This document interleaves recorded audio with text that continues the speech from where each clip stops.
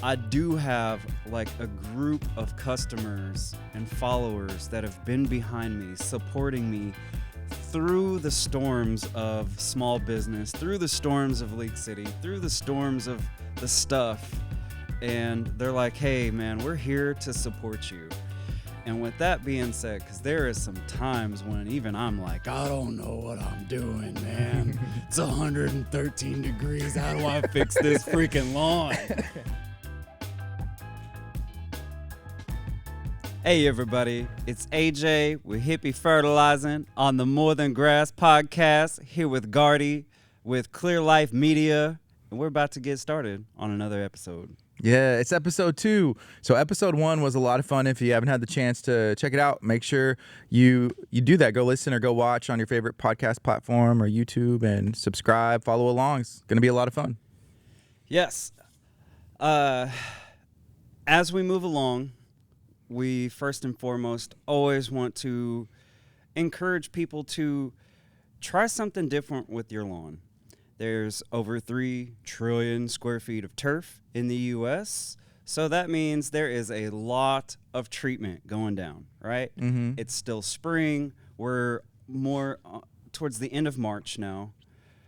The temperatures have still been in like the low 50s at night. And I bring this up because temperature has a lot to do with soil activity. We get in this weird space of the weeds are ahead of the grass right now, and everyone goes buck wild to go kill some weeds. And let me tell you, that average schedule that you've been hearing from your regular radio show or what's advertised online is what I have been fixing for the last 7 years.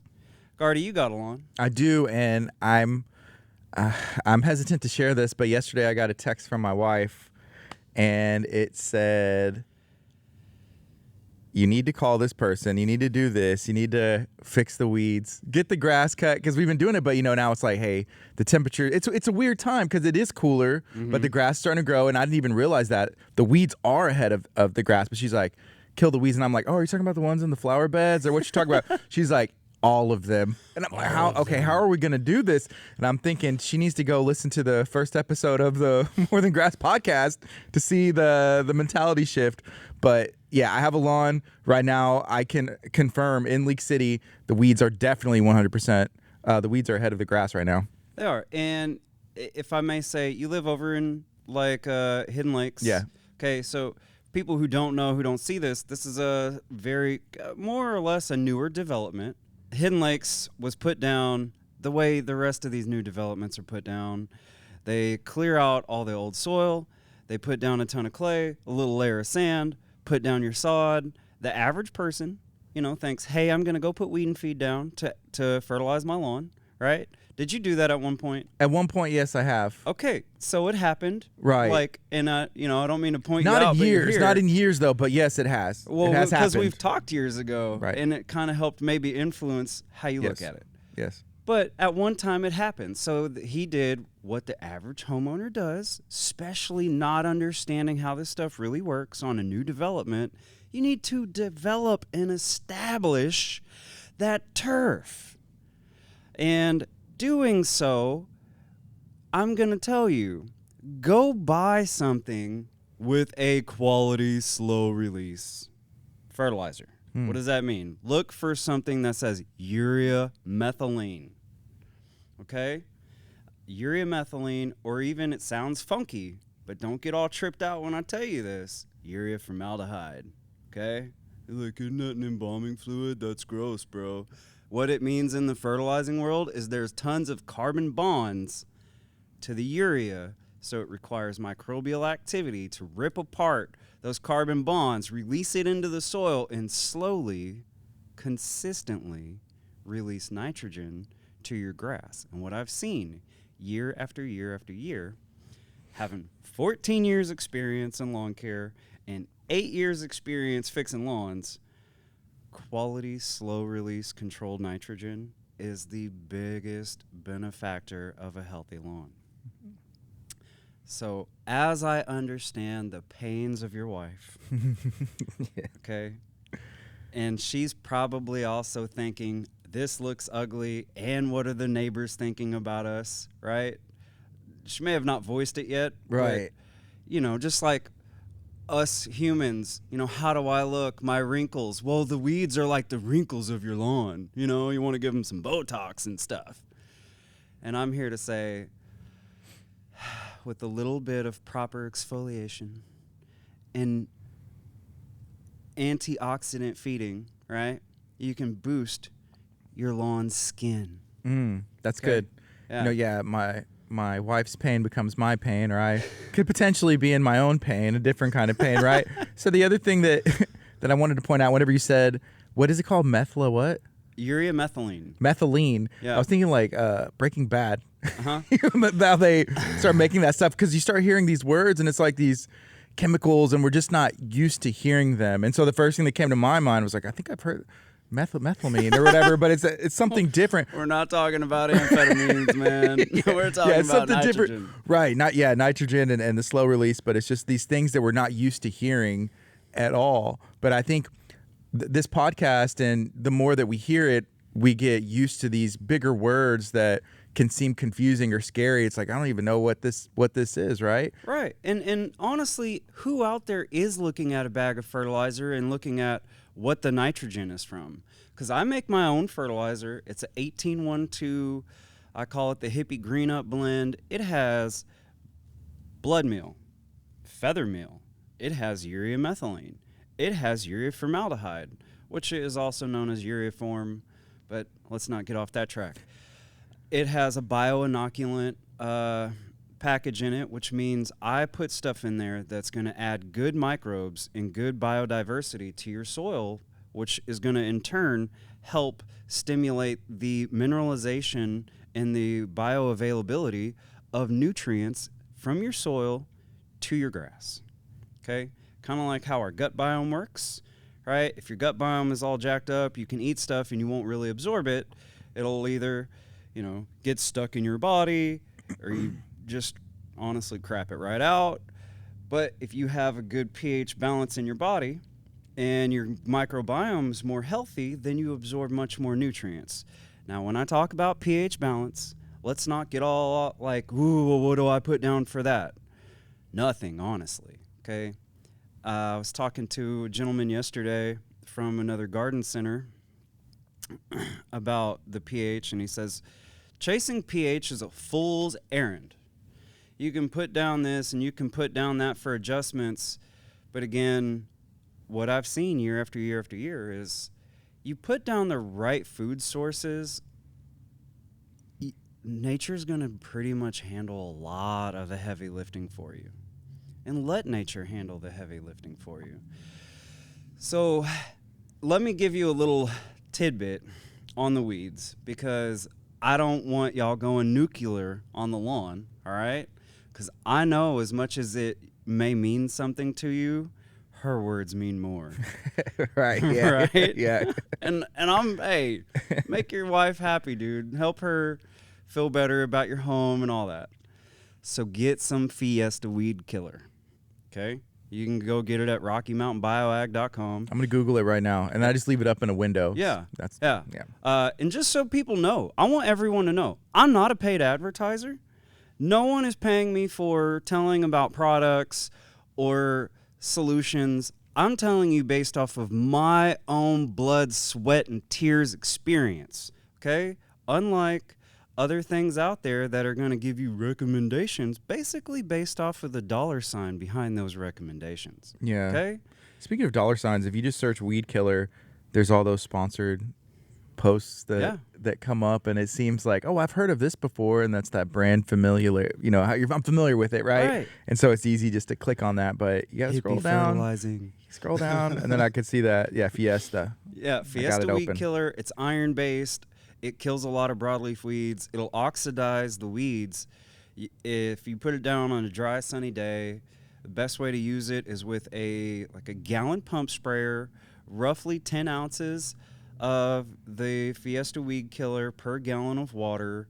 Shake it good and spray it just on your weeds. You can spray it across your grass It's iron, so it's going to possibly help green up your grass. So it won't kill the grass, though? No, not if used properly. Okay. Now, again, I do my own like testing, right? Yes. And no one's paying me to advertise this stuff. So I have taken a whole bottle of Fiesta and dumped it in one spot just to see what would happen. You will kill some stuff if you overdo it, okay? I've killed some stuff with Microlife. I've killed some stuff with my Hippie blend. I've killed some stuff with the safest products out there. I've dumped gallons of molasses in one spot just to see how it would respond. Yeah. And let me tell you, you go dump a gallon of molasses in one spot, it's like the area all around it turned green and that spot died. Same thing with like Microlife Hybrid. The main nitrogen source in that too is Neutralene, which is essentially the fancy term for urea methylene. Dumped a 50-pound bag in a yard. Now, this was by accident. Whoops. Yeah. Okay. Years ago. And what happened is we tried to clean it up. I didn't bust out my blower, didn't do a good enough job. That whole patch died. Everywhere around that whole patch was green for 6 months. I even did the same thing with like a bag of Microlife Ultimate. And for Houston goers, a lot of people know what Microlife is. Great organic products. I took a bag of Ultimate. It's their most expensive bag, right? I dumped it in one spot. Just see what would happen. Like, why are you wasting all this money? Because I'm trying to get the knowledge of experience. Anyway, again, whole patch died. All around it was beautifully green for a long time. But here's the kicker. And that patch, the next year, was like the greenest patch of my lawn. It was wild. It is a great way to amend soil. And as we move forward, you know, we have all these things that are sold to us all the time. So as I give you a solution to start killing some weeds, please do it so that you can get out there, do a little work, kill a few weeds, and she's going to get a little satisfied like he's doing what I asked him to do, right? But then feed your lawn. Gardy, I got my own Hippie blend coming in, okay? So before you touch the lawn with anything else, we need to put some of that down. Get the Hippie blend. We'll get you some Hippie blend. Yeah. And drop it like it's hot, fool. Yeah. Okay. So has there been some adjustments? Is this still the original formula? I know you're always like changing up things. What's it looking like right now? Last year, Nelson's Plant Food reached out to me. Our first blend was a 1912. The only difference between this one and that one is I'd have to look at my own package. I know we replaced the ammonium sulfate because that is more of a straight chemical fertilizer that works really fast.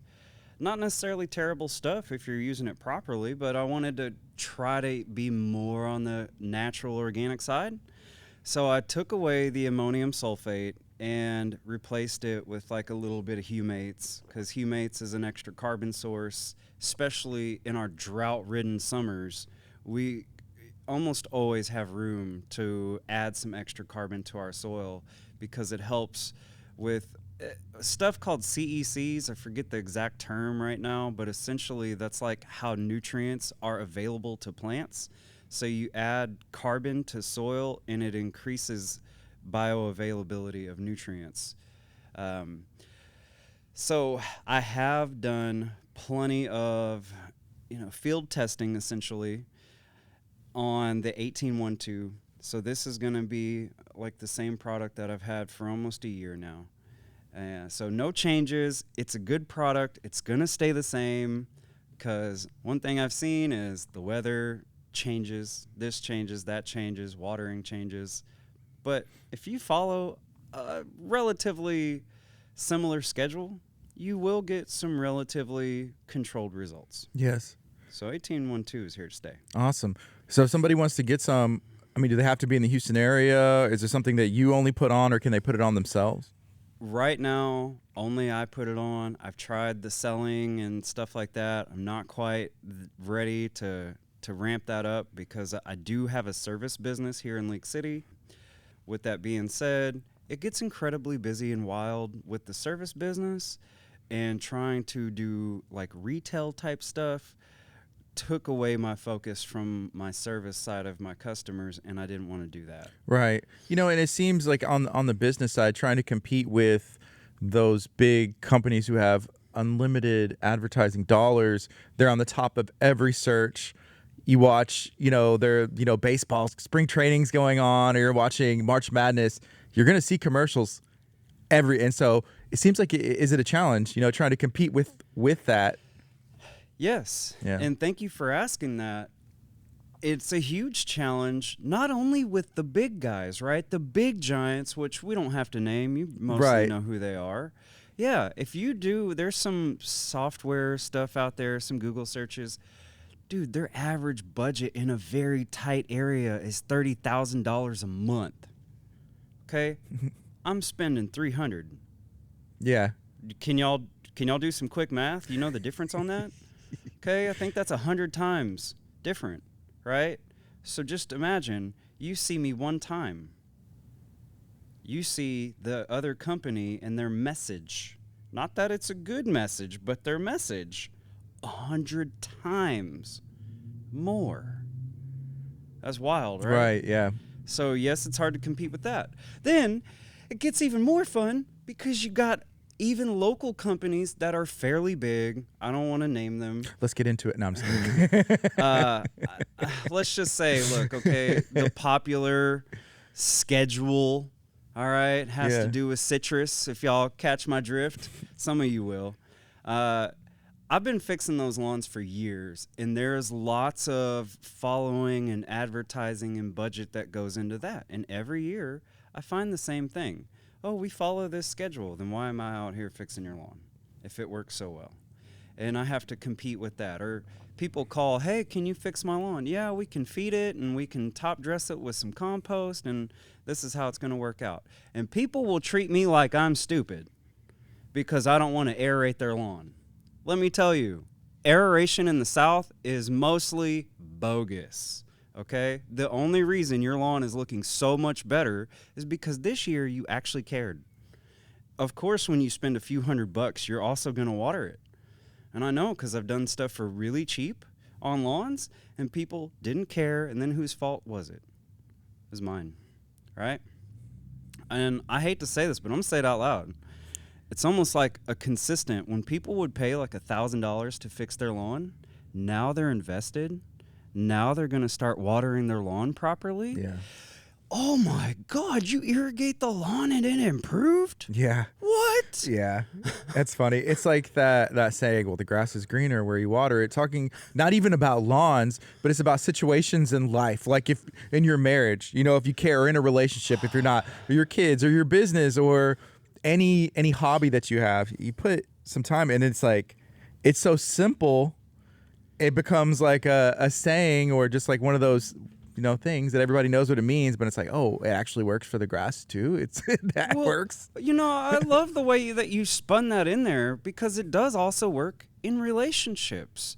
Consistent watering, consistent attention goes so far. Yeah. You give your lawn consistent attention, it responds to you. And I see this all the time. Again, this is the More Than Grass podcast, right? It's more than grass. And when we fight, I hear this term all the time. I've been fighting my lawn. And I like to say, what is your lawn? It's a part of Mother Nature. Quit fighting Mother Nature and learn to work with her. Okay? Maybe sometimes you got to do something a little bit more aggressive and pull a few weeds by hand and stuff like that. But mostly, she's going to go through seasons. We have our hurricanes, our droughts, whatever. But if you continue to just pay consistent attention, you will get a very positive response. And I see that in relationships too. Yeah. You consistently pay attention just a little bit regularly, you get such a positive response. Because I hear a common thing with people is like, they don't notice me or they don't listen to me, right? And I'm looking at lawns and I'm like, we're not listening to you. I'm trying to hear you, girl. Yeah. What are you trying to say to me right now? What do you need? You're not feeding me right. How You're can trying we to help? force this crap on me. Yeah. That's and, good. And I see that, so that's kind of interesting that you spun it that way. Thank you. It's more than grass, and it's a podcast. That's right. It's more than That's grass right. podcast. So as we move forward into the season, keep these things in the forefront of your mind. What is the source of your nitrogen going down? And I want to tell you something that hurts me to say, but in the all honesty of just watching and seeing what products do, how they perform, and knowing that the market is this big, giant tidal wave, I can't fight, and I want to do my best to work with it. I would say there's one weed and feed out there that works better than the rest. And Gardy, you should know enough about me to know this does not make me feel good to tell y'all this out loud. But Nelson's Weedinator, and I've brought up their products a few times, they make my product, and I would say my product is still superior, okay? But only with the help of them.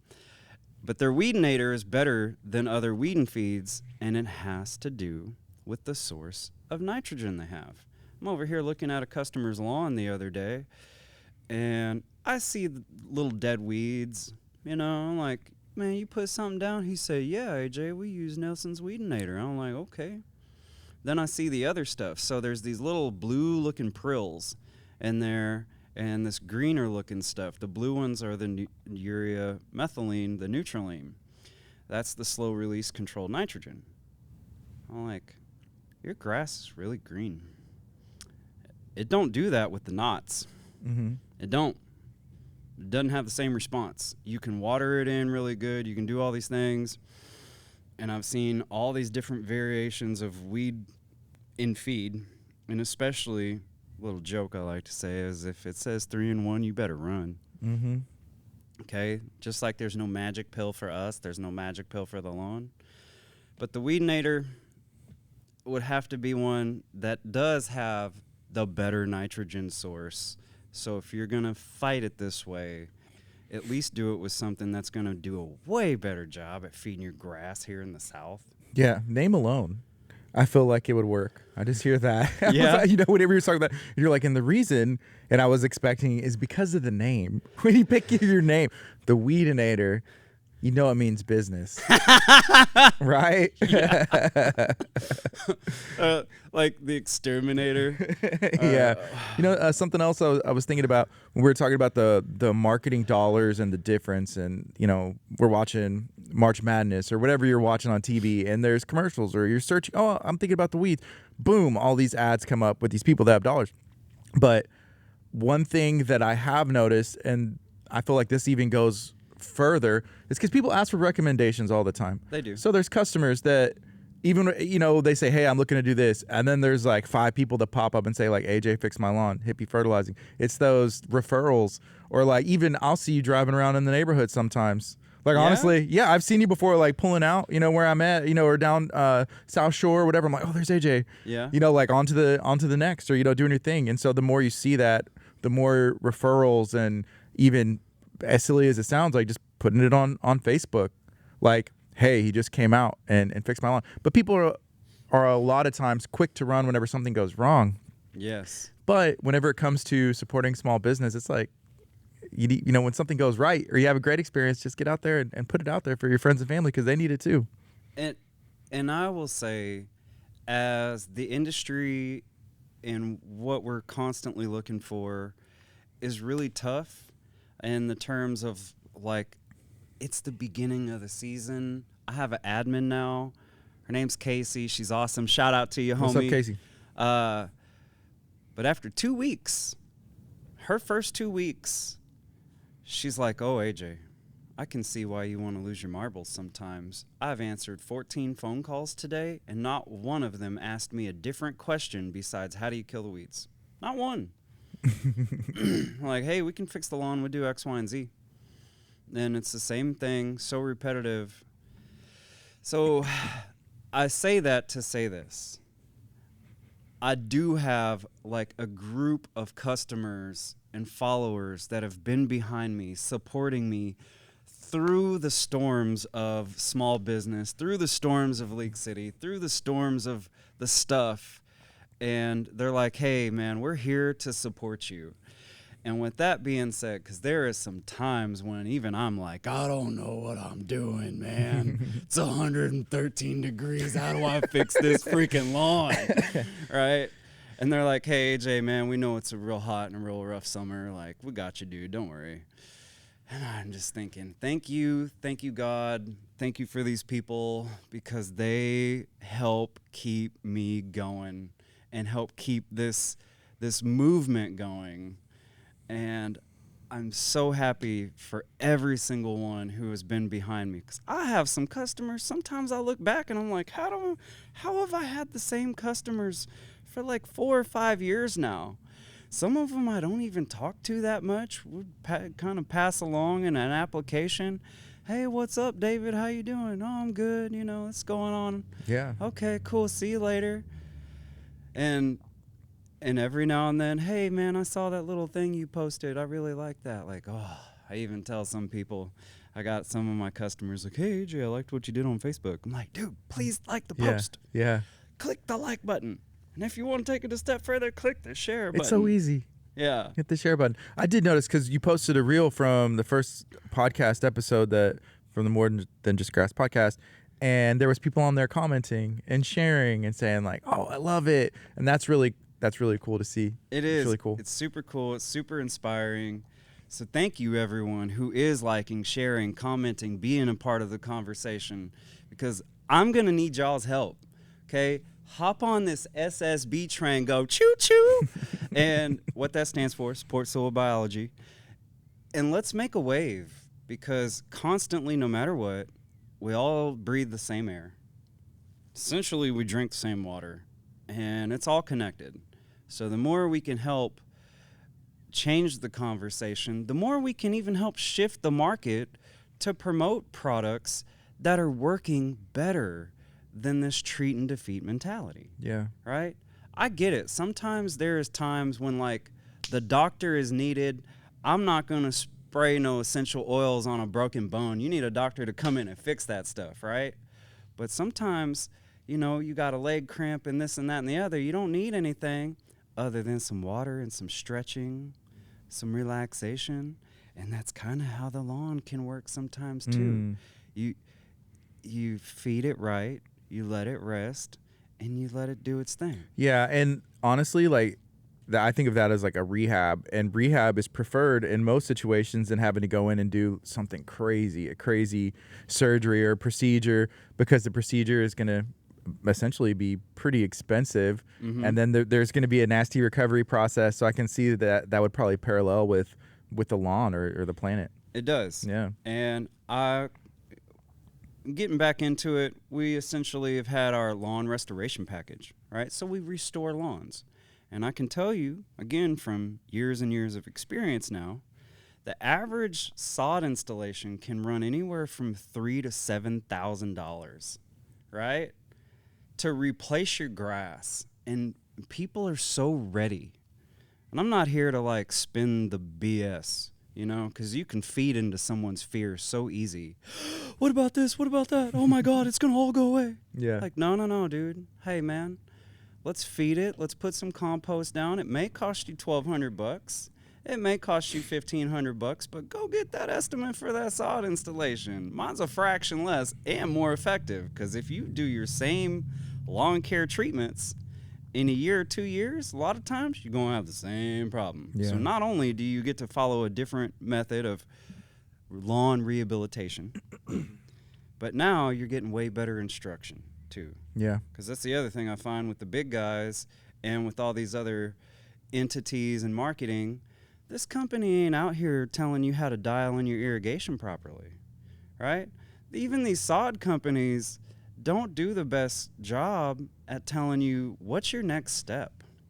Heck, half of them don't know. Honestly, you could throw down my 1812 underneath brand new sod, or some hybrid like the MicroLife stuff, right? Underneath brand new sod. Most of these guys never do this. Yeah. Dude, your grass will look great for 6 months, like almost guaranteed. And they're like, no, man, you're not supposed to fertilize because you're not using a regular fertilizer. Don't use a regular fertilizer that you could get at Home Depot to try this. Yeah. Because you're feeding the soil. Right. And that's the soil. It's right there. It's the soil, but also quality. I just can't. It's like I can't say this enough because I see it every year. Super quality, slow release nitrogen is a game changer.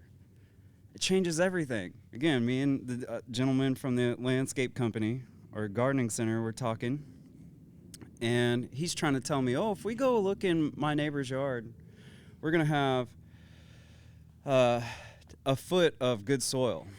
I said, man, let me tell you here, I've dug in all the lawns.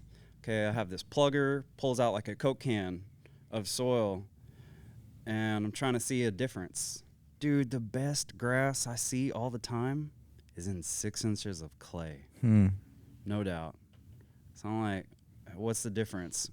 Quality nitrogen and proper watering. And mowing height, okay? Little tidbit. Grass is like a hippie, man. It likes to be high. Yeah. Man, is there anything else you'd like to share as we wrap up this week? Just, I can't say it enough. Before you go on this treat and defeat, way of doing things, try to do like Gardy said, like we say, let's do more of a rehabilitation. And thank you guys for listening, watching. I'd love to hear what you have to say about it. If you have questions, please ask them, and I will do my best to answer them in the next podcast. Like and follow us and subscribe on Facebook and YouTube.